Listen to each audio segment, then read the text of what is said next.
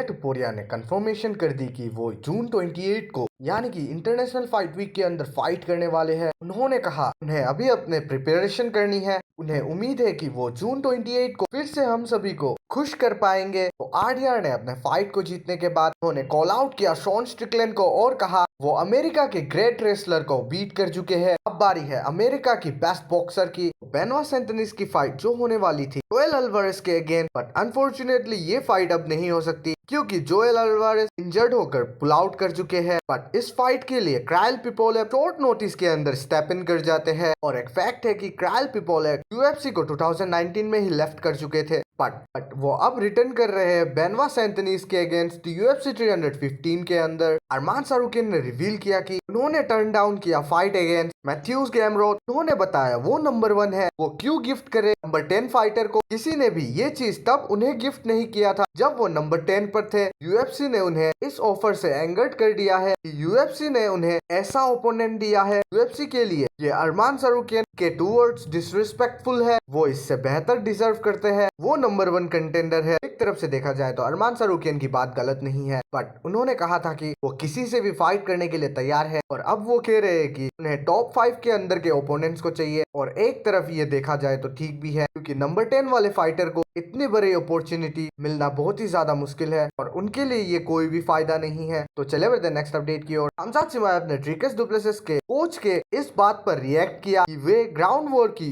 Preparation कर रहे हैं। खामजाद ने कहा उन्हें वॉर की प्रिपरेशन करने दो और मैं मर्डर की प्रिपरेशन कर रहा हूँ। जैक डेला मेडेलिना यूएफसी 315 में बिलाल मोहम्मद पर जीत के साथ इस्लाम महाचेव के अगेंस्ट ऑस्ट्रेलिया में फाइट करना चाहते हैं। उन्होंने कहा इस्लाम महाचेव फाइट के बाद कहता है वो वेल्टरवेट में मूव अप करना चाहता है तो जैक डेला मेडेलिना उन्हें हैप्पीली टाइटल शॉट दे देंगे। उन्हें उम्मीद है कि वो जल्दी ही ऐसा कर पाएंगे। उन्हें लगता है कि ऑस्ट्रेलिया में एक अपकमिंग कार्ड है। ऑब्वियसली वो बिलाल से पास लुकिंग नहीं कर रहे हैं, बट वो ऑस्ट्रेलिया में इस्लाम से फाइट करने के लिए पसंद करेंगे। जैक डेला मेडेलिना के मॉम उनसे पूछती है कि उनकी फाइट अगेंस्ट बिलाल मोहम्मद कैसी होगी तो जैक डेला मेडेलिना ने कहा उन्हें लगता है कि good bat 5th round finish होगा। और उनके मॉम ने कहा वो फर्स्ट राउंड प्रीफर करते हैं। जैक डेला मेडेलिना ने बात की उनके ब्रोकन हैंड और पास्ट ईयर्स में करवाने वाली सर्जरी के ऊपर बात की। डेफिनेटली ऐसे कई टाइम आए जब उन्हें लगा कि शायद वो कभी दोबारा नहीं लड़ पाएंगे। तो यूएफसी 317 के अंदर ट्रेसी कोटेस की फाइट बुक हो चुकी है